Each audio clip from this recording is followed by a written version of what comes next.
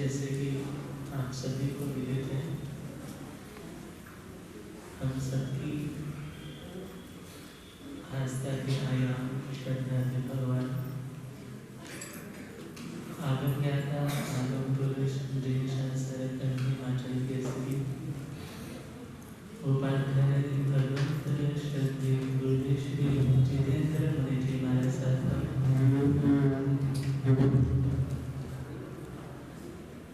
45 वर्ष दीक्षा के संपूर्ण और 46वें वर्ष में प्रवेश प्रारंभ हो रहा है। उसी के उपलक्ष्य में आज गुरु भगवंतों के गुणगान, उनकी संयममय यात्रा की अनुमोदना और उनके चरणों में प्रार्थना कि उन्हीं जैसा ज्ञान, ध्यान, वैराग्य, विनम्रता, गंभीरता, सरलता, सहजता हम सभी को प्राप्त हो। तो इन्हीं मंगल कामनाओं के साथ प्रारंभ करते हैं आज का गुणानुवाद सभा का। तो सर्वप्रथम हमारे तपस्वी श्री कृष्ण मुनि जी हमारे साथ अपना मंगल में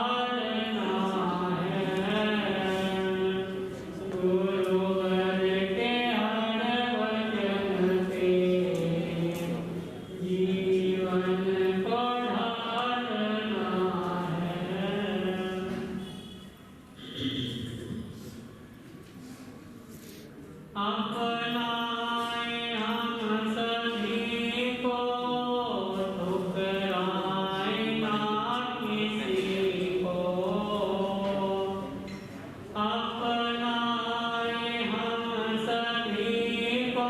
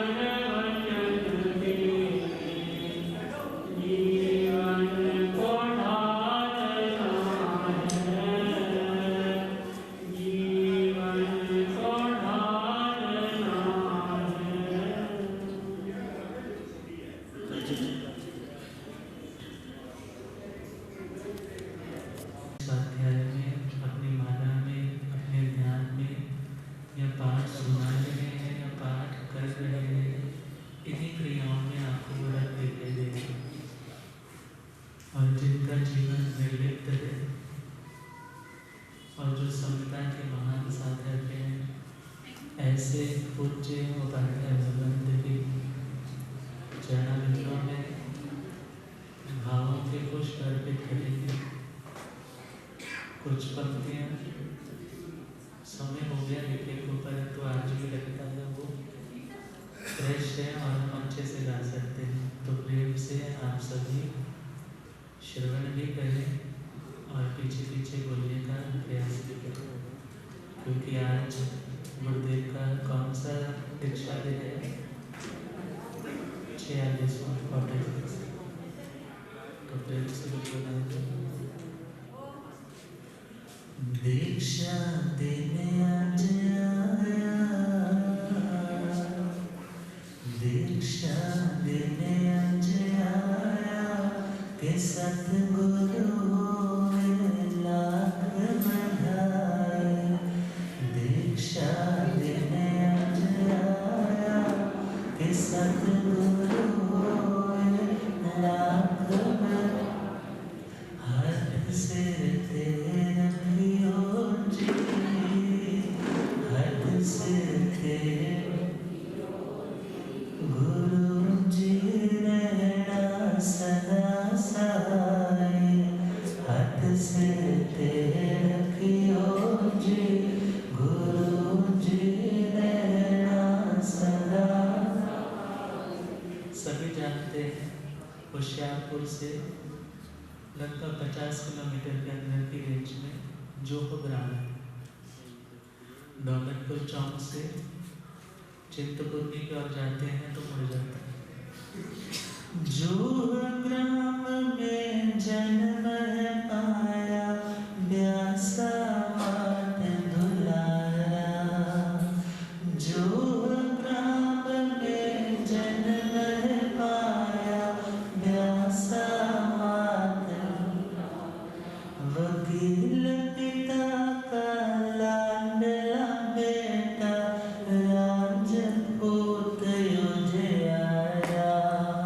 वकील पिता का लाडला बेटा, राजपूत युधियारा। चहोर खुशी छाई, चहोर खुशी के सबने बाटी खूब मिठाई। चहोर खुशी छाई के सबने बाटी खूब मिठाई। दीक्षा देने आज आया के सतगुरु लाख बधाई। दीक्षा देने आज आया के सतगुरु। और गुरुदेव ने दीक्षा जब अंगीकार की, 18वां वर्ष कंप्लीट हो रहा है और 19वां वर्ष स्टार्ट हो रहा है। जवानी का वह पड़ाव जब दुनिया के सपने संजो जाते हैं, मगर कहते हैं जब तूफान है उस तूफान को रोकना और उस तूफान के पानी को सही डायरेक्शन में मोड़ करके कुछ यूटिलाइजेशन करके कुछ अच्छा प्रोडक्टिव करना, ये सबके बस की बात नहीं होती। क्या लिखा? भरी जवानी ठाठा मारे, दुनिया नो विसराया। भरी जवानी ठाठा मारे, दुनिया नो विसराया। गुरु जगदीश दे चरणां दे विच संयम नो अपनाया।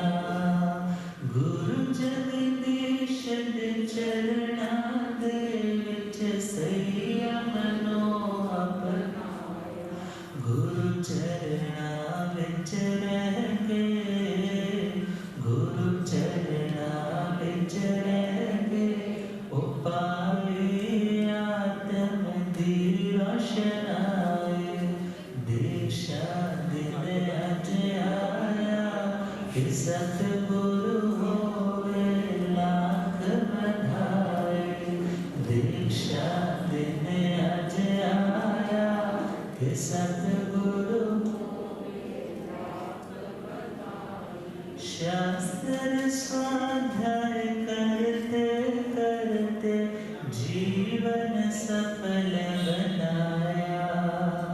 शास्त्र स्वाध्याय करते करते आगम ज्ञाता आगम पुरुषत उपाध्याय पद पाया।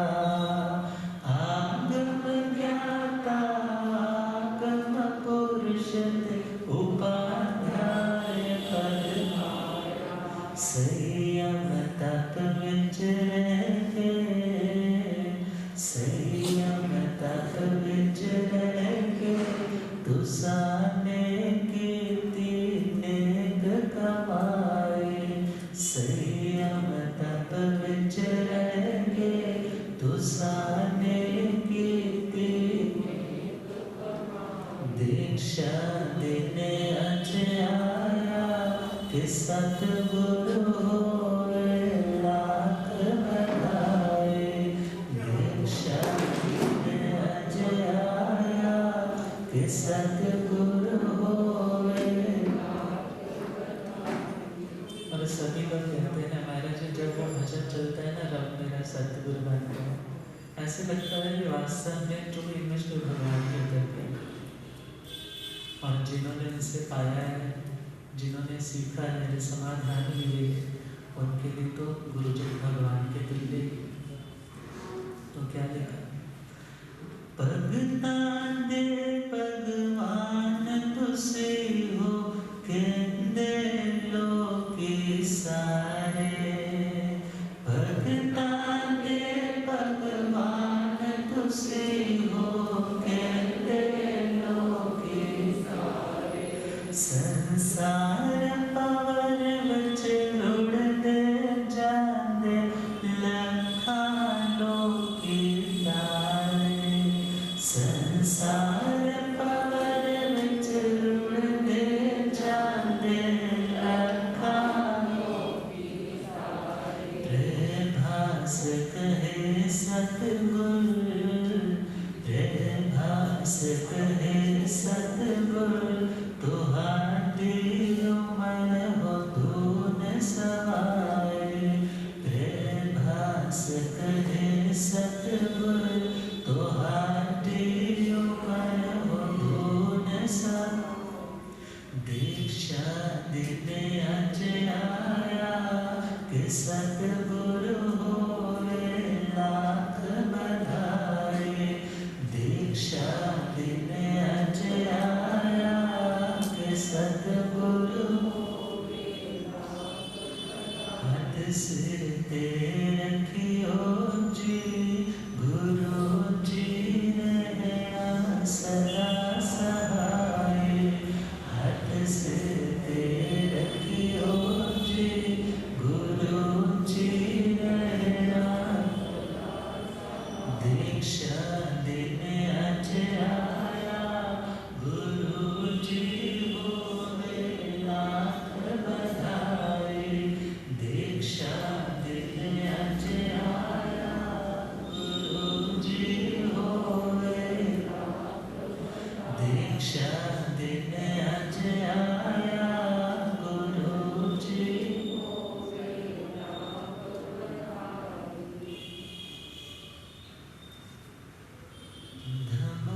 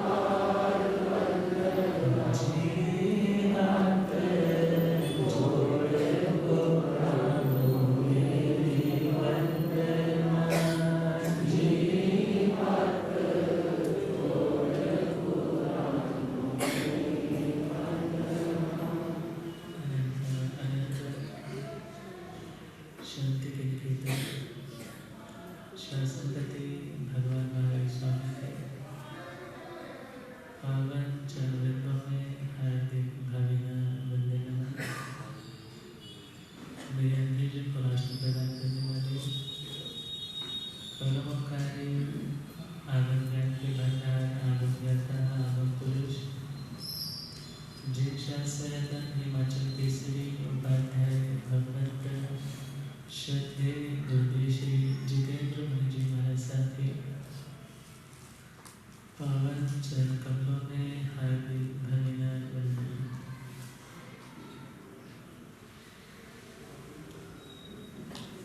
आज का दिन पावन दीक्षा दिवस का दिन है।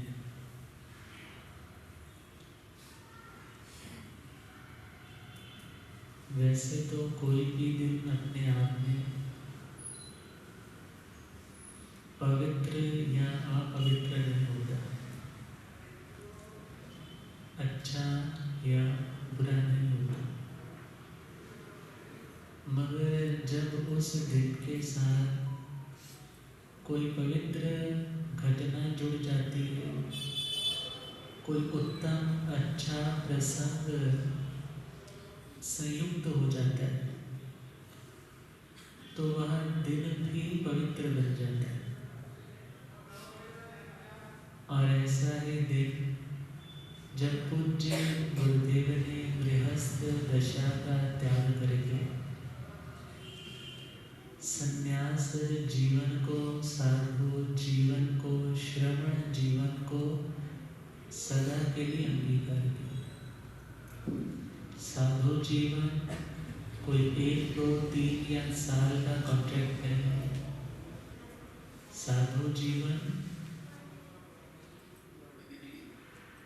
अंतिम श्वासोश्वास तक निभाने वाला वो वायदा है जो भगवान की साक्षी से गुरुओं के चरणों में ग्रहण किया जाता है।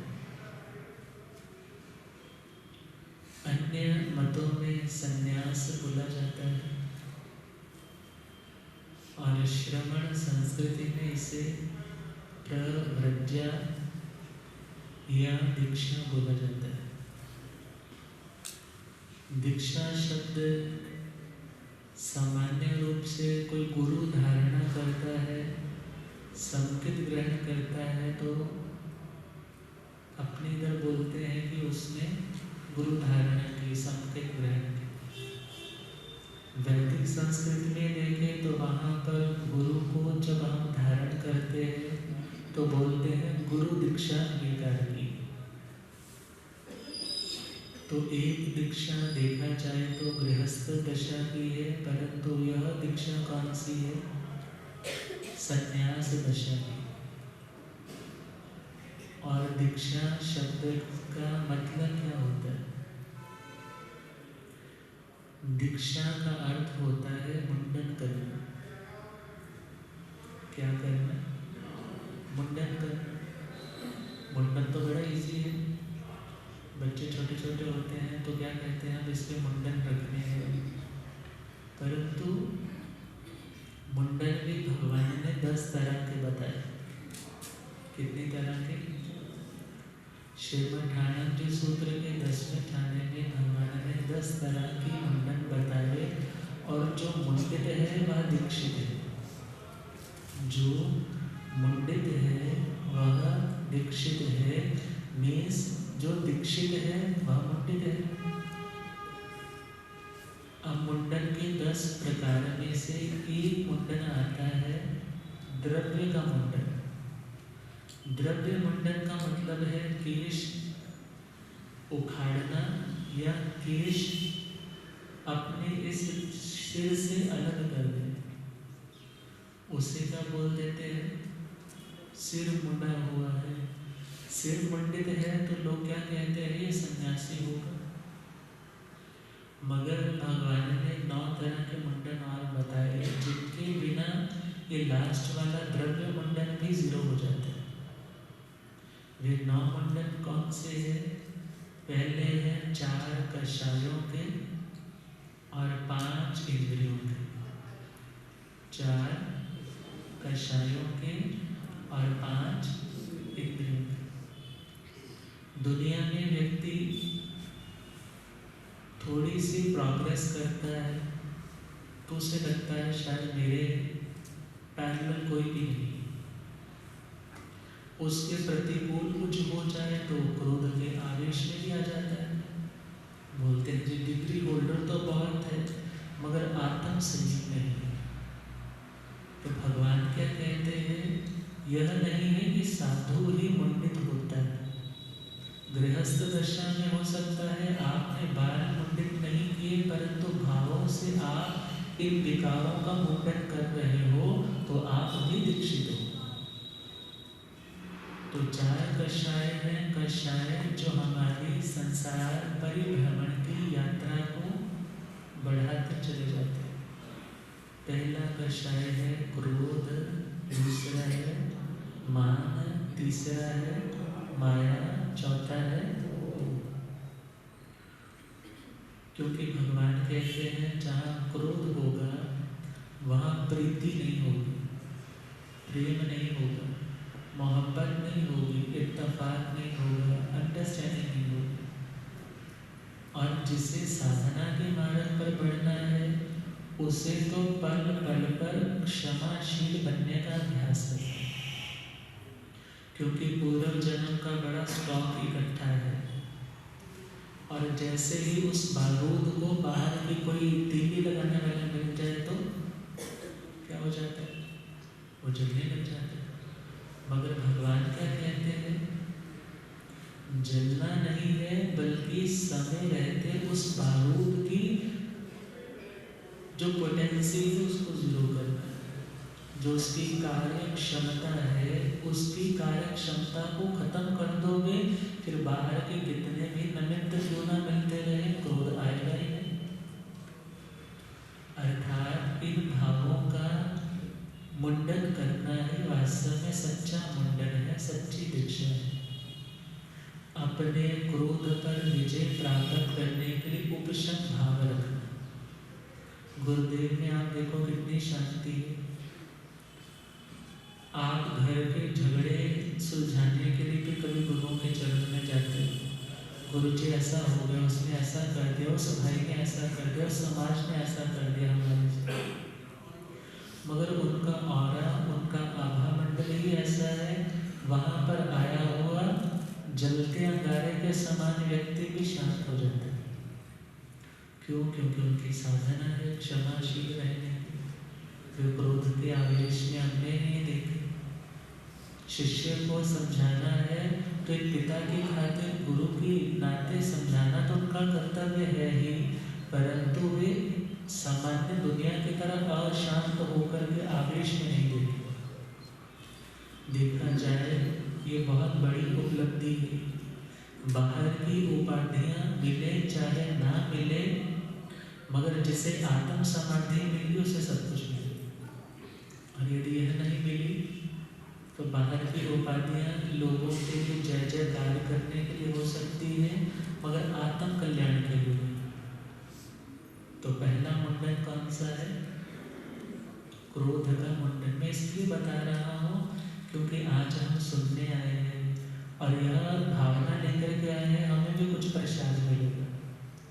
ये प्रभावना वाले प्रसाद नहीं, ये प्रसाद जो गुरुओं के जीवन के संदर्भ में हमें कोई शिक्षा मिलेगी वही सच्चा प्रसाद है, जिससे हमारा भी कल्याण ऊर्ध्वारोहण अपलिफ्टिंग हो सके। तो पहला मुंडन कौन सा है? कहा जाता है क्रोध के समय रुकना सीखे, गलती के समय झुकना सीखे। गुस्सा आया है, कोई वस्तु आपके प्रतिकूल हो रही है, परंतु उस समय में कुछ ठहराव रखना आवश्यक है। बहुत बार उस आवेश में ऐसा कुछ बोला जाता है जिसके कारण बड़े गाढ़े रिश्ते भी पल में टूट जाते हैं। फिर दोबारा से रीज्वाइनिंग करोगे तो गांठें ऐसी पड़ती है, वो मजा ही नहीं रहता। तो पहला है क्रोध का मुंडन। दूसरा मुंडन अभिमान का मुंडन करना। किसका मुंडन करना? मुंडन मीन्स उसको कम करना, उसको खत्म करना। तो वह दूसरा मुंडन है अभिमान का मुंडन, कि मैं बड़ा, मेरे से बड़ा कोई नहीं। और छोटे को भी ऐसे चिल्लाना जैसे पता नहीं कोई आलू मूली गाजर हो। अब विचार करो, यदि इस तरह की भावना है, आप अपने अधिकारों के मद में बेहोश हुए हो तो आप साधना के मार्ग पर प्रगति नहीं कर सकते। भले श्रावक हो, भले श्राविका, भले साधु हो, भले साधवी हो, प्रज्ञापना जो सूत्र कषाय पद में कहा है, संसार में जन्म मरण के चक्कर में रीइंकार्नेशन में कौन आता है? सीधा सा उत्तर, जो कषायों का सेवन करता है, जो अभिमानी है, उस अभिमान के कारण खुद की मान्यता करवाना चाहता है और दूसरों को निरस्त करना चाहता है, उनको मिनिमाइज करके जीरो बनाना चाहता है, वह व्यक्ति कभी शांति को प्राप्त नहीं कर सकता। और तभी तो दुनिया में रहते हुए कुछ लोगों की श्रद्धा आस्था डामाडोल होने लग जाती है। महाराज जी आपके सामने तो ये लोग बड़े मीठे बनते हैं, घर आकर इनका असली रूप देखो ये कैसे होते हैं। परंतु ध्यान देना है, यहाँ पर तो आपका क्लास वर्क है और घर पे जाकर आपका कौन सा वर्क है? होमवर्क है। और वहाँ पर भी अभ्यास करना है और अभ्यास करने के बावजूद भी सफलता नहीं मिल रही तो हम ये नहीं कह सकते वो सुनना बेकार है। क्यों? क्योंकि हो सकता है हमारे वे संस्कार पुराने बहुत गाढ़े हैं, बहुत क्वांटिटी में भी ज़्यादा है, मगर जब तक बैठे रहे अच्छा ही तो सुना है, उस टाइम तो कुछ गलत नहीं सुना। और उस अच्छे सुनने से क्या मिलने वाला है? सपोज हमने उस टाइम जुबान से तो बोला, मगर थोड़ी ही देर में हमारा मन हम ही को कोसने लग जाएगा, अरे तूने गलत किया, तूने क्या सुना था, गुरुजी ने क्या समझाया था। और मन खुद को ही देखा जाए तो पश्चाताप की अग्नि में डाल नहीं सकता। और क्षमा भी वही कर सकता है जो बड़ा होता है, छोटा कभी क्षमा कर ही नहीं सकता। कारण सहना और कहना दो चीजें आती हैं। सहना किसी को आता है, कहना हर किसी को आता है। और हमने गुरुजी में देखा है बहुत कम कहते हैं, कोई बात नहीं भी जल्दी तो चुप रहते, ज़्यादा नहीं कहते। एक बार समझा दिया, उसके बाद बार बार नहीं की, ये बार बार नुक्ताचीनी करते, ये तूने कैसे कर दिया, वो तूने कैसे किया। और उनके आभा मंडल में और उनकी शांति की ऐसी वर्गणाएं हैं कि उनके पास रहते हुए खुद को रियलाइज हो जाता है ये गलती नहीं करना, गुरुजी ये नहीं चाहते, इस कार्य से तुम रुक जाओ। अर्थात उस लेवल तक पहुंचने के लिए कितना अभ्यास, कुछ तो जन्मों जन्मों का और कुछ इस जन्म का। और याद रखना जो अभिमानी होता है वह पद इप्सा के लिए लोभी होता है कि मुझे पदवी मिले, मेरा सम्मान हो, मेरे जय जयकार हो। परंतु हमने देखा गुरुजी ने कभी ऐसी कोई मन में बात नहीं कि मैं उपाध्याय पद पे हूँ तो मेरे बारे में ऐसा बोलना चाहिए, मेरे प्रति ऐसा होना चाहिए। आडंबर से बिल्कुल दूर है। जिससे अधिक से अधिक जन शासन की सेवा प्रभावना हो सके वो कार्य करने के लिए हमेशा आगे। और मुझे याद है पूज्य प्रवर्तक श्री सुमन मुनि जी महाराज साहब वयोवृद्ध थे, ज्ञान दीक्षा पर्याय में स्थविर थे। और हम अम्बाला में थे जब चद्दर समारोह था महासाध्वी श्री सुधा जी महाराज के प्रवर्तनी पद का। और जैसे ही वहाँ पर बात चली उपाध्याय के लिए, प्रवर्तक के लिए, तो वे कहने लगे उपाध्याय नवकार मंत्र के चौथे पद में होता है और यह आगमिक वंदनीय स्थान है, इसलिए दीक्षा का पाठ उपाध्याय जी पढ़ाएंगे, प्रवर्तक नहीं पढ़ाएगा। उनकी विनम्रता, वे बड़े सैद्धांतिक थे, परंतु गुरुजी के प्रति तो उनका अहोभाव रहता ही रहता था। और उन्होंने क्या कहा कि दीक्षा का पाठ कौन पढ़ाएगा? उपाध्याय, क्योंकि उपाध्याय का पद मेरे से भी बड़ा है। और देख करके हो रहा था इतने बड़े इतने बुजुर्ग संत हैं, तो गुरुजी ने रास्ता निकाला। गुरुजी कहने लगे आप तो हमारे संत की शान हो, हमारे मस्तक के मुकुट हो, आप पंजाब संत के, तो आप बड़े। तो कहने लगे आप कुछ भी कहो। तो गुरुजी ने क्या कहा चलो ऐसा करेंगे, जब दीक्षा का पाठ पढ़ाना होगा ना तो हम मिल बांट करके पढ़ाएंगे, कुछ पाठ आप पढ़ा देगा, कुछ पाठ अर्थात दोनों के आगे माइक लग गई और कुछ पाठ उन्होंने पढ़ाए, कुछ पाठ उन्होंने पढ़ाए। परंतु गुरु जी के मन में वो भावना नहीं, मगर जो व्यक्ति जितना खुद में रहने की कोशिश करे, अभ्यास करे और जो इन लिप्साओं से दूर रहे, उसे सम्मान ऑटोमेटिकली मिलने लग जाता है। कहते हैं ना, भागती फिरती थी दुनिया जब तलक करते थे हम, जब से नफरत हमने की वो बेकरार आने को है। आप जिस चीज के पीछे ज्यादा भागते हो वो आपसे और दूर जाने लगती। आप छोड़ करके बैठ जाओ, अपनी साधना में, समता में, वितरागता में आ जाओ। वो जिसके पीछे कभी भाग रहे थे, आज वो आपके पीछे भागने लग जाते। तो दूसरा मुंडन कौन सा है? अभिमान। और एक बार हम राजस्थान पाली में थे और संतों ने पधारना था, वे पधारे तो गुरुदेव ने जैसे ही उनको वंदन करने के लिए नीचे झुके, मस्तक लगाया और हाथ से ऐसे यूं करके अपनी आंखों पर ऐसे लगाया, तो सब देख रहे थे। वे कहने लगे, उपाध्याय जी का तो ज्ञान ध्यान इतना ऊंचा है और हम तो इन महाराज जी को जानते हैं, गुरु जी का वो लेवल है और इनका वो लेवल नहीं है, फिर ये इस तरह से, और कोई सामान्य संत इस तरह से वंदना भी नहीं करते। परंतु देखा जाए, बड़ों का हर क्रियाकलाप छोटों के लिए शिक्षादायक होता है। और गुरुजी से फिर पूछा कि गुरुजी आप इस तरह करते हो, लोग पूछते हैं। कहने लगे, हम वंदन जब करते हैं सिर्फ उस एक संत को नहीं करते, उनकी पूरी गुरु परंपरा को करते। किसको करते हैं? पूरी की पूरी गुरु परंपरा को करते हैं, क्योंकि वे उस परंपरा के अब रिप्रेजेंटेटिव है। और उनको वंदन हम भावों से करेंगे, हमारा कल्याण है। कोई क्या देखता है, क्या सोचता है, उसके ऊपर छोड़ दो, परंतु अपना जो कर्तव्य है उसे करते चले जाओ। और इतनी विनम्रता, इतनी शालीनता और बिना किसी तमन्ना, लालसा, स्वार्थ के, ये बहुत कम लोगों में देखी। तो दूसरा पॉइंट है किसका मुंडन करना? अभिमान का मुंडन। बहुत बार आप लोगों ने देखा होगा कि फंक्शन चल रहा है, फंक्शन लास्ट में पहुंच गया और लोगों के जाने का वक्त हो गया और गुरुजी का नंबर आया, जी अब गुरुजी कृपा करेंगे, क्योंकि बड़ों को लास्ट में बोलना होता है। परंतु कभी शिकन भी नहीं कि थोड़े से लोग हैं, या सिर्फ जस्ट अब मंगल पाठ ही देना है, कभी ऐसा मन में भाव ही नहीं। और इतना बड़ा बड़प्पन और इतनी उदारता सामान्य साधु साध्वी में यदि अभ्यास कम है तो उसमें नहीं आ सकती। मगर हाँ, हमें सीखना है, और सीखने के लिए तो हमें आदर्श बड़ा ही तो रखना पड़ेगा। तीसरा मुंडन किसका? माया का, छल का, कपट का।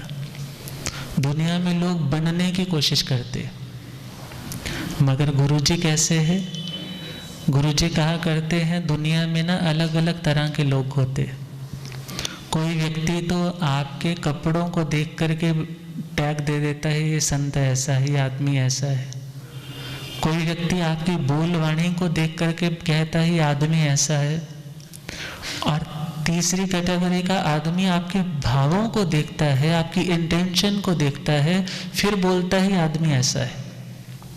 और इन तीनों में सबसे बढ़िया कौन सा है? पहले वाला, दूसरे वाला, तीसरे वाला। एक कपड़ों को देखता है, एक वाणी व्यवहार को देखता है, और तीसरा आपके भावों को देखता है। और गुरुदेव कहा करते हैं, बनने की कोशिश नहीं, व्यवहार शुद्ध रखना अच्छी बात है, परंतु आज तुम अपनी ओर से कहो कि मैं बहुत ऊंचा करके दिखाऊंगा ये काम, कल को तुम्हें नीचे गिरना पड़े। इसलिए ज़्यादा भी उड़ान भरने की कोशिश मत करो, मध्यम मार्ग से चलो, क्योंकि तीन चीज़ें हैं, श्रद्धा, परूपणा और स्पर्शना। श्रद्धा तो वही मानो जो नव तत्वों की वितराग भगवान ने बताई है। परूपणा जैसा भगवान ने फरमाया है वैसा ही सुनो। और स्पर्शना यथा योग्यता के अनुसार ज़्यादा से ज़्यादा पालने की कोशिश करो, मगर बनने की कोशिश मत करो। कारण क्या? गुरुजी कहा करते हैं कि ज़्यादा भी बनोगे तो कल को कपट करोगे, छल करोगे कि मैं तो अच्छा दिखूं परंतु भीतर से ऐसा हूं। और इतने भी नीचे मत गिरो कि लोग थू थू करने लग जाए। बड़ी सिंपल सी भाषा में गुरुजी की सजेशंस होती है। और प्रवचन भी कभी आप सुनो तो बड़ी सहजता से, जो बात एक संत बड़ी तैयारी के साथ बोलेगा वो गुरुजी के प्रवचन में ढेर सारी इतने से प्रवचन में आ जाएंगे। अर्थात माया का, कपट का मुंडन करना, उसको रूट आउट करना। और जो करता है वह मुंडित है, वह दीक्षित है, वह प्रव्रजित है। उसकी प्रव्रज्जा ही सुप्रव्रज्जा है, उसकी ही दीक्षा सुदीक्षा है। चौथा मुंडन किसका करना है? क्रोध, मान, माया और लोभ का। लोभ का मतलब क्या है? दूसरे के लाभ की वस्तु को देख करके ललचा जाना। ये लाभ उसको नहीं मिलना चाहिए। किसको मिलना चाहिए? मुझे मिलना चाहिए।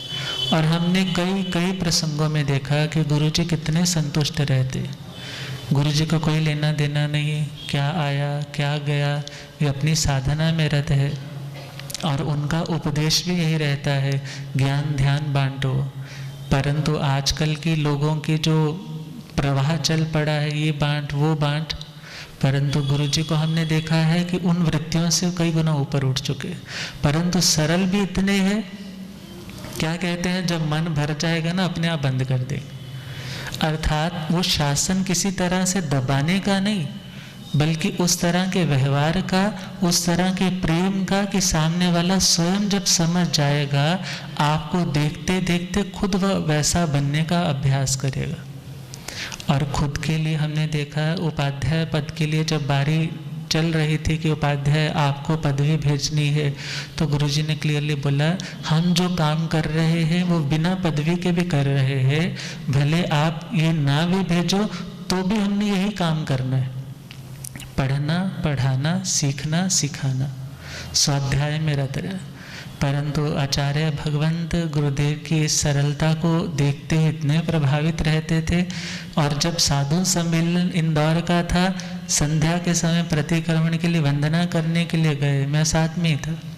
गुरुजी ने विधि पूर्वक वंदना की और भगवान कहने लगे, आप हमारे संघ के सच्चे उपाध्याय हो। ये लाइन उस टाइम की आज भी सुनाई पड़ती। कारण जिनको किसी तरह की कोई लिप्सा नहीं, किसी तरह की लालसा नहीं, किसी तरह का लोभ नहीं, और अपने कार्य के प्रति पूर्ण समर्पण की भावना। और ऐसे उपाध्याय भगवान, ऐसे हमारे गुरुदेव। कहते हैं ना, कुछ बच्चे ऐसे होते हैं बड़ा सिलेक्टेड, जो मांगेंगे वो मिलता है तो खुश है, नहीं मिलता तो फिर नाराज हो जाते। कुछ होते हैं कि माँ जो देती है, जैसा देती है, फिर कहते हैं ना मेरा बच्चा बड़ा बिब्बा है, बड़ा भोला है, भला बहुत ही भद्र है। और हमने देखा है कि हमारे गुरुदेव बिल्कुल भद्र है, बड़े सरल परिणामी है। जैसा आ गया वैसा ले लिया, कभी ये नहीं कहती ये क्यों हो गया, ये ऐसा क्यों हो गया। अर्थात वैसी उच्चता तक पहुंचने के लिए अभ्यास बहुत चाहिए। और आगे चले, 5 इंद्रियों का मुंडन, 4 कषायों का हो गया और 5 इंद्रियों का मुंडन। 5 इंद्रियां हमारे 5 सेंस ऑर्गन से। 5 इंद्रियां हैं, श्रोत्र इंद्रिय, चक्षुर इंद्रिय, घ्राण इंद्रिय, रसन इंद्रिय और स्पर्श इंद्रिय। वस्तु की आवश्यकता होना अलग बात है, वस्तु का शौक होना अलग बात है। और हमने देखा है गुरुजी के प्रति वस्तु की आवश्यकता है तो उस वस्तु के लिए कभी उसके कलेक्शन में भी नहीं पड़ते कि उसका संग्रह कर लो। हाँ, तेरे पास है ना, कोई बात नहीं, ज़रूरत होगी तो तेरे से ले लूँगा। कपड़े का, नए कपड़े का भी पच्चखान है, त्याग है। कपड़े भी उपयोग में लिए हुए वही ग्रहण करेंगे। और जब वर्षी तप, एकांतर वर्षी तप चल रहा था, उस टाइम गुरुजी ने तो यह सोच कर के अपने नियम पच्चखान किए कि मैं अब अन्न का, अब चीनी का, नमक का, फ्रूट्स इत्यादि का इनका पच्चखान करूँगा तो मेरे एकांतर तप में और ज़्यादा उत्कृष्टता आएगी, मेरी साधना और बढ़ेगी। परंतु जैसा भी आ जाता था, लोगों ने तो अपनी ओर से भावना में कसर नहीं छोड़ी। अपनी ओर से जो भी उनको समझ में आता था वैसा वैसा बहराते थे, और बहुत से तो वैसे ही खुद पच्चखान करते थे। जिस दिन गुरुजी का पारणा, गुरुजी ये ऐसा लेंगे तो हम भी वैसा ही लेंगे। और देखा जाए कभी खाते टाइम ये नहीं है कि जैसा है कैसे खाऊंगा, बड़ी शांति से, बड़ी समता से, बड़ी सहजता से। और यदि आपने कुछ ला करके गुरुजी के आगे रखा है और कह दिया गुरुजी आपके लिए अच्छा है, थोड़ा सा कृपा कर लीजिए, हाँ आपने विनंती की है, शिष्य होने के नाते उनको आवश्यकता है तो ले लेंगे। पर आप यदि ये बोलोगे बहुत अच्छा है, आप ले लो गुरुजी कृपा कर लो, तो वैसी कोई भावना ही नहीं। तो पहला श्रोत्र इंद्रिय का मुंडन, कानों के रसिया। अच्छे से अच्छा सुनने की जब आदत पड़ जाती है तब व्यक्ति बुरा नहीं सुन सकता, अपने से प्रतिकूल नहीं सुन सकता। मगर गुरुजी हमेशा अपनी साधना में रहते हैं। जब किसी ने ज़्यादा बोलना ही नहीं, सुनना भी किसको पड़ता है? किसको सुनना पड़ता है ज़्यादा? जो ज़्यादा, जिसने ज़्यादा बोलना ही नहीं, फिर उसको ज़्यादा। परंतु देखना होगा जो ज़्यादा बोलता नहीं है, एक अपेक्षा तो ये है कि जो बोलेगा नहीं उसको सुनना नहीं पड़ेगा, परंतु दूसरी अपेक्षा है जो कुछ नहीं बोलता उसको ज़्यादा सुनना पड़ता है। होता है ऐसा भी, जो कुछ नहीं बोलता उसे ज़्यादा सुनना पड़ता। आप कुछ बोलते ही नहीं, आप समझते ही नहीं हमारी बात को, परंतु आप कैसा भी बोल रहे हो, बड़ी शांति से बैठे हैं, अपना माला पढ़ रहे हैं, अपने बोल थोकड़े चितार रहे हैं, थोड़ा सा बोलते बोलते आपको देर होगी, फिर ऐसे ऊपर उठा के देखेंगे अच्छा कोई बात नहीं, और उनके बस एक शब्द में ही अच्छा कोई बात नहीं, उसमें आदमी को लगता है कि वो आदमी फ्लैट हो जाता है, अब मैं और क्या बोलूं। परंतु अच्छा ही अच्छा मेरे को सुनने को मिले ऐसी कोई तमन्ना नहीं, बुरा मेरे सामने कोई ना बोले। वे कहते हैं जैसा कर्म है उदय में आएगा, वो तो भोगना ही पड़ेगा, वो तो भोग करके ही कटेगा। शांति का, समता का अभ्यास करो। तो यह मुंडन कौन सा है? कौन सा है? श्रोत्र इंद्रिय मुंडन। फिर है चक्षुर इंद्रिय मुंडन। कभी आप गुरुजी को विहार करते हुए देखो, जब भी विहार कर रहे होंगे तो उनका एरिया पथिक, जो उनकी निगाह रहती है वो नीचे रहती है, अपनी माला करते जाएंगे, चलते जाएंगे, चलते। कुछ देखना भी है, रुके हैं तो फिर देख रहे हैं, या बहुत कम चांस है कभी इधर या उधर देखा हो, परंतु सामान्य जो काम कर रहे हैं, बहुत से हमारे विहार में साथ चलने वाले प्रत्यक्षदर्शी है, देखते हैं गुरुजी को। इधर उधर की बातें नहीं, कोई विशेष वार्तालाप है और उस आदमी ने निकलना है तो माना कि कोई बात कर ली, परंतु जो एक फ्लो में रहता है, एक आदत मेंटेन रखी हुई है कि चलना है, तो मात्र अपनी दृष्टि को देखते हुए गुरुदेव पधारे है। हो रब मेरा सतगुरु बन के आया, मैनू वेख लैण दे। हो रब मेरा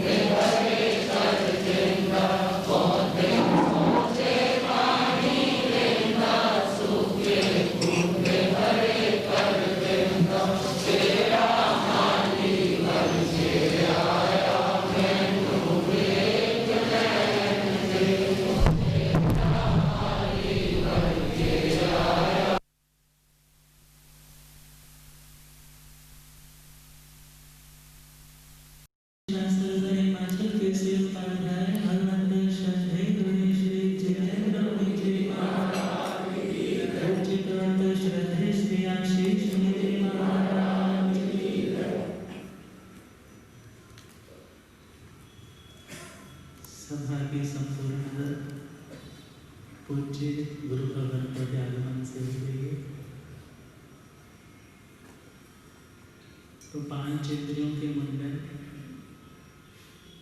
श्रोत्रेंद्रिय का मुंडन, चक्षुर इंद्रिय का मुंडन। कभी किसी नगर में जाओ, कहते हैं यहाँ यह चीज विशेष है, तो गुरु जी का एक ही लाइन होती है, ये सब इंद्रियों के विषय। किसके विषय? इंद्रियों के विषय। मगर हाँ, बाकियों का जब ज़्यादा फोर्स हो जाता है तो बड़ी सहजता से चल तो पड़ते हैं, परंतु हर स्थान के लिए नहीं। वरना आदमी का क्या दौर रहता है, नई से नई चीज़ देखो, नई से नई चीज़ देखो, ये नहीं देखा, वो नहीं देखा। गुरुजी बोलते हैं अनंता बार ये चीज़ें देखी हुई, अलग अलग इससे भी कई गुना अच्छी चीज़ें देखी, कभी इन आंखों को तृप्ति नहीं हुई। आत्म दर्शन की ओर आगे बढ़ो। ये कौन सा मुंडन है? चक्षुरेंद्रिय। घ्राणेंद्रिय मुंडन मीन्स नासिका के माध्यम से सुगंध और दुर्गंध ग्रहण की जाती है। अच्छा आता है तो स्मेल तो उसकी अच्छी ही आएगी, बुरी स्मेल है तो उसकी स्मेल तो, अब ये तो है नहीं है कि आप अपने नाक को बिल्कुल बंद कर लो कि आपको स्मेल ही ना आए। श्रीमद् सूत्र कृतांजलि सूत्र में तो फरमाया है कि जितनी इंद्रियों के विषय है उनका जो काम है उन्होंने तो वैसा ही करना है, मगर तुम्हारे हाथ में क्या है? समता में रहना, इक्विनिमिटी में रहना, इक्विलिब्रियम में रहना। तुम समाधि में रहोगे तो यह जान जाओगे ये पुद्गलों के धर्म है, अच्छे से बुरा, बुरे से अच्छा, इनसे प्रभावित नहीं होना। तो यह मुंडन कौन सा है?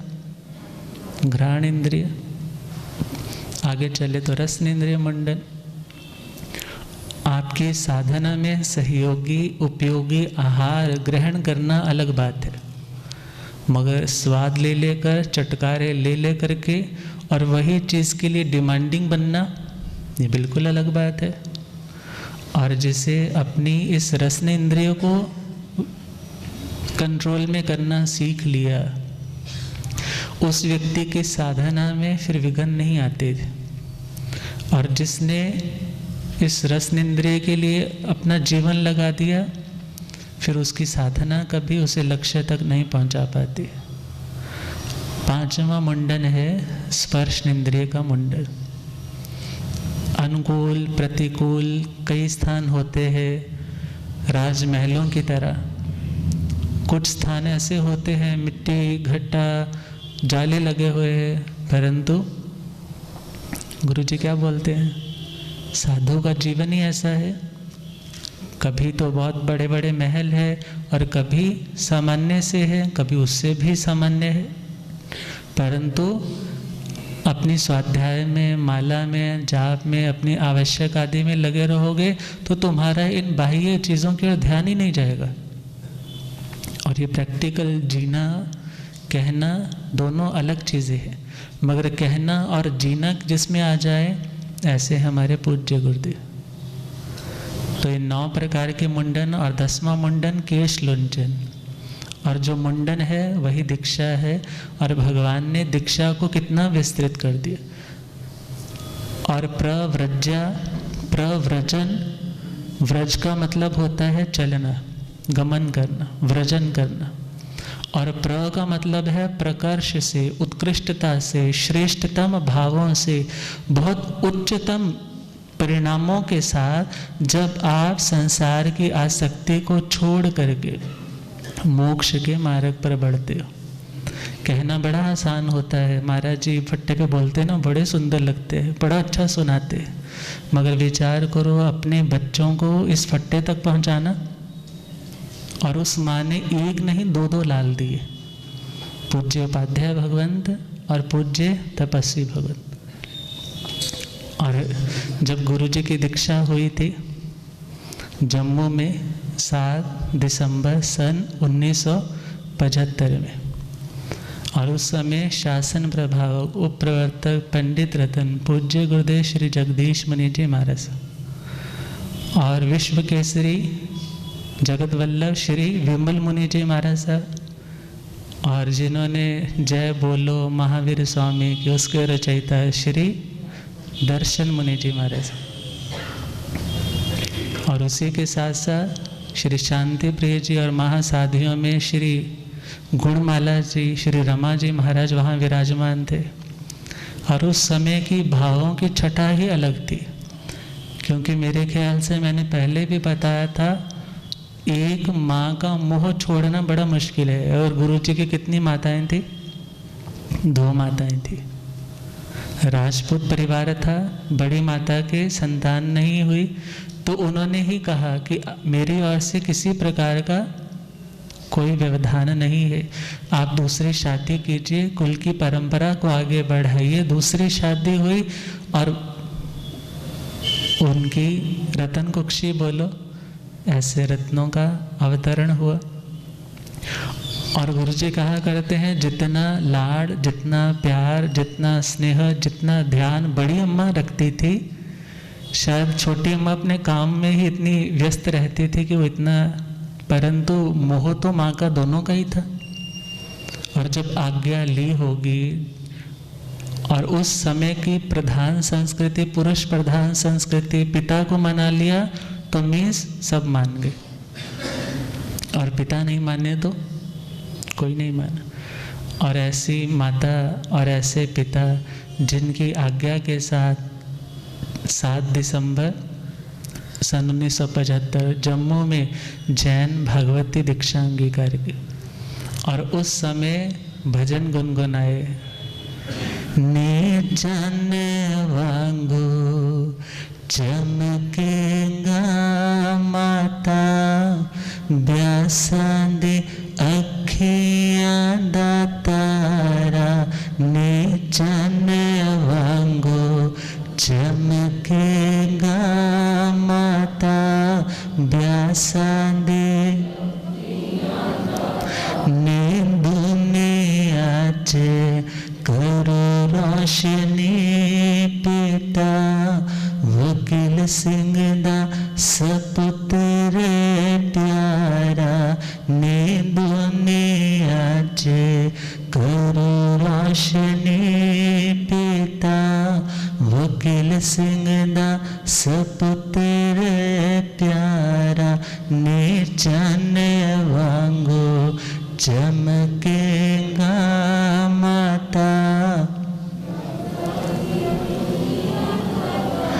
ने तोड़ तोड़ सुट सुटिया, ने ममता दिया सब डोरा, ने तोड़ तोड़ सुट सुटिया, ने ममता दिया सब, नैनू ने परवा जग दीने हो, सुख संसार दिया लोड़ा, नैनू ने परवा जग दीने हो, सुख संसार दिया लोड़ा, ने आत्मा नंद वासते, ने सारे संसार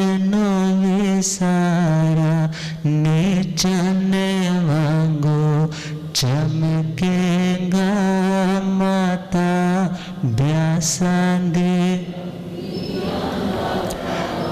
जिन्ना दे पुत नाम जप दे, तन तन ने ओना दिया मावा, जिन्ना दे पुत नाम जप दे, तन तन ने ओना,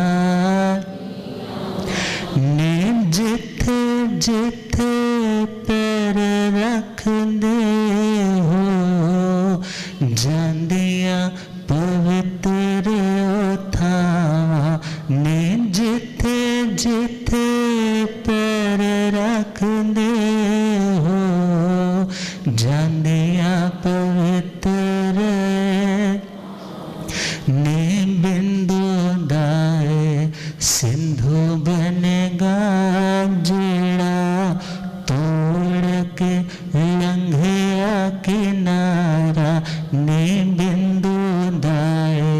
सिंधु बनेगा जेड़ा तोड़ के लंगे आके नीचाने वांगो चमकेगा माता ब्यासा दे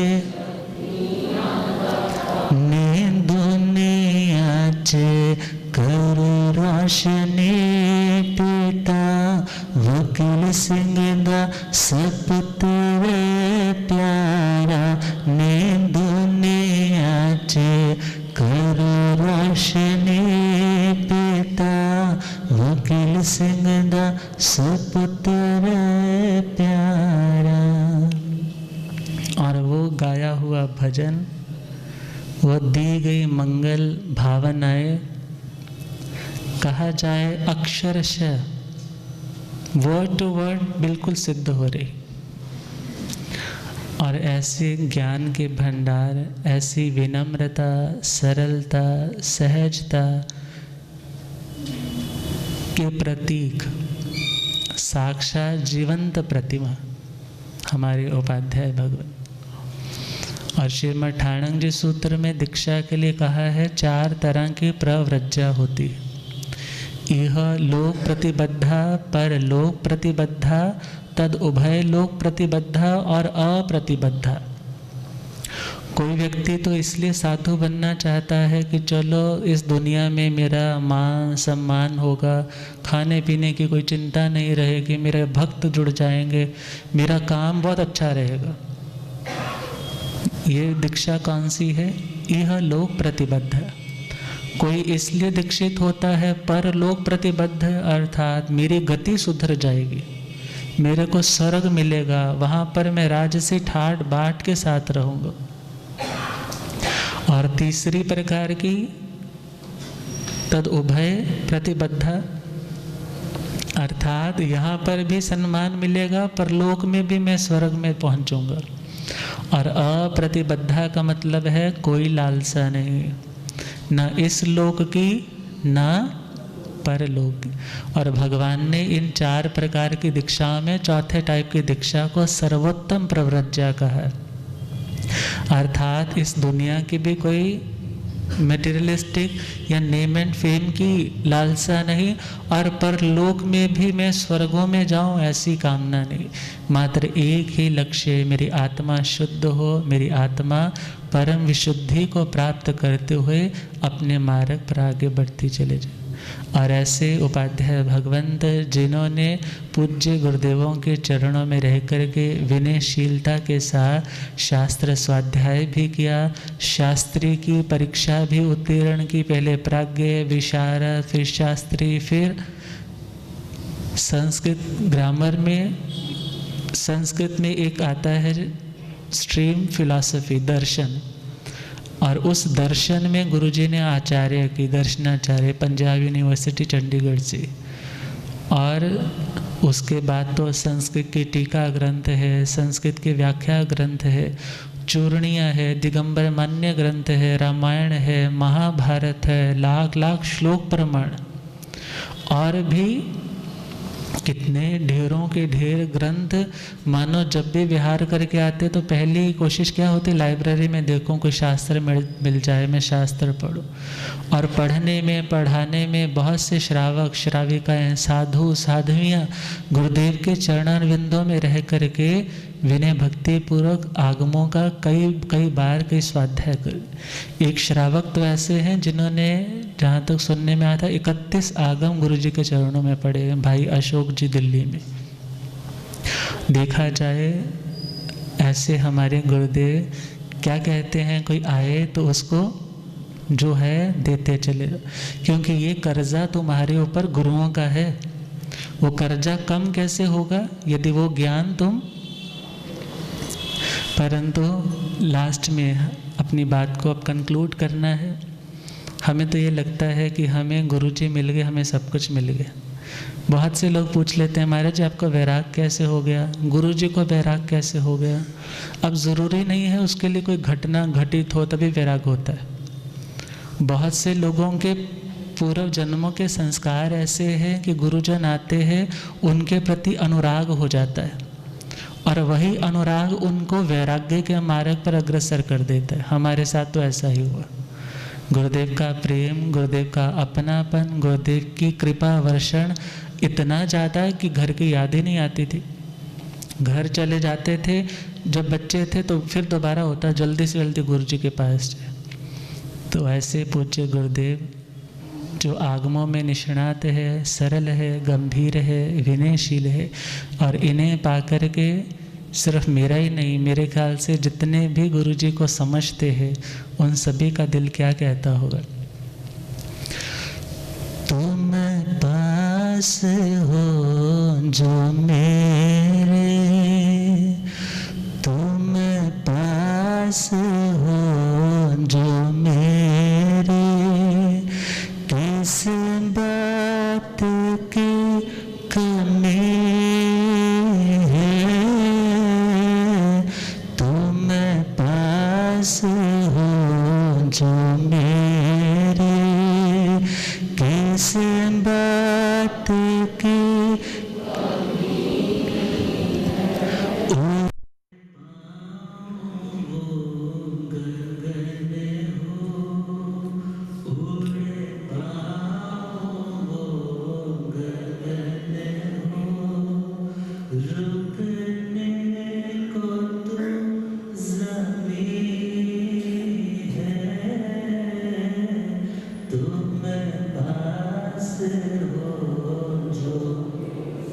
उड़ने के लिए आकाश चाहिए और एक शिष्य को विकास के लिए आकाश के समान गुरु चाहिए, और ठहराव के लिए जमीन चाहिए, और हमें तो आकाश और ये धरती गुरु मिल गई। पाया जो मैंने तुमसे अनमोल है जहाँ पाया जो मैंने अनमोल है जहाँ में, सूखे हृदय पे गुरुवे, सूखे हृदय पे तेरे प्यार की नमी है, तुम पास हो जो, किस बात की कमी है, तुम पास हो। नदियाँ तो चाहती है बन जाऊं मैं समंदर, नदियाँ तो चाहती है बन जाऊं मैं समंदर, जब से समाए तुझ में, जब से समाए तुझ में, लगती ना अब कमी है, तुम पास हो जो, किस बात की कमी है, तुम पास हो। याद रखना, दुनिया में कोई अपना नहीं, जिसको भी अपना मानोगे वही आपको कष्ट दे करके जाए। और गुरुजन क्या कहते हैं, तुम्हें किसी को अपना मानना है तो आत्मा को अपना मानना, किसी को अपना मानना है तो परमात्मा को अपना मान। क्या लिखा, आहत करे ये दुनिया, राहत तुम्ही ने दी है,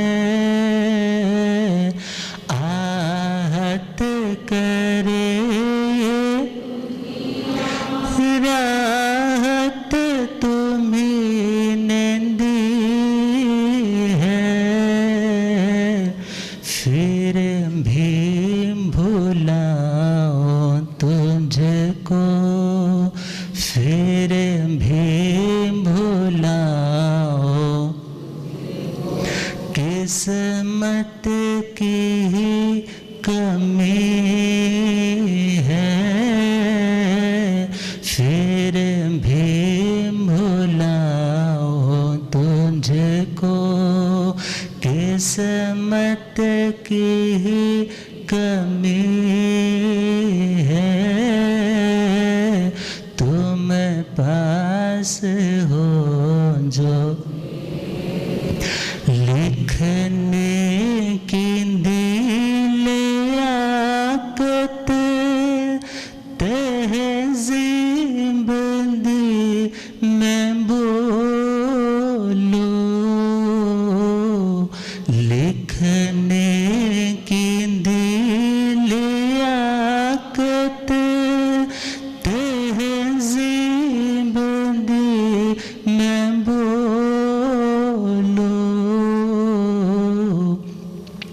प्रेम भास भाव जांदा, प्रेम भास भाव जांदा, शब्दों की अब कमी है, तुम पास हो जो, तुम पास हो जो, किस बात की कमी है, उड़ पाओ गगन हो, उड़ पाओ, रुकने को तो ज़मीं है, तुम पास हो जो मेरे, तुम पास हो जो, किस बात की कमी है, उड़ पाओ गगन हो, रुकने को तो ज़मीं है, उड़ पाओ गगन हो, उड़ पाओ गगन। तो ऐसे पूज्य गुरुदेव को प्राप्त करके आप सभी, हम सभी अहो भाग मानते हैं अपने, कि लोग तो गुरु की तलाश में बहुत बार धोखे खाते हैं, मगर हमें बड़ी सहजता से ऐसे उत्तम, ऐसे श्रेष्ठतम गुरुओं का सानिध्य मिला, जो हमें मार्गदर्शन देते हुए उस मोक्ष मंजिल की ओर अग्रसर करते रहेंगे। तो गुरुदेव 45 वर्ष साधना के संपूर्ण करके 46वें वर्ष में प्रवेश कर रहे हैं। यही भावना है आपका स्वास्थ्य उत्तम रहे, साधना और निर्मल होती रहे, और आपका आशीष, आपका मार्गदर्शन हम सभी बच्चों पर बना रहे। इन्हीं मंगल कामनाओं के साथ ओम शांति।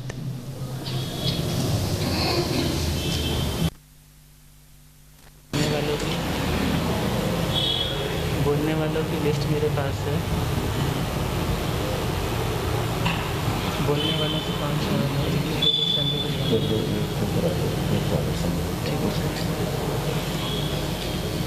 सबसे पहले हमारी बहन शालू जी आ जाएं, जिनके भजन के बोल गुरुदेव के ही गुणों को बताने वाले। नाम गुरुवर का मन में जब आए, बहन शालू जी। और इसी के साथ श्रीमती मीनू जी भी 1 या 2 अंतरे ही अपनी कोशिश रखें कि वो ही बोले। और उसके बाद हमारे सामाजिक व्यवस्था है, और उसके दौरान ही उन्होंने जो अपनी भावना प्रस्तुत करनी है और उसके बाद जो बाकी वाले नाम है वो अनाउंस कर दिया जाए। माइक दीजिए।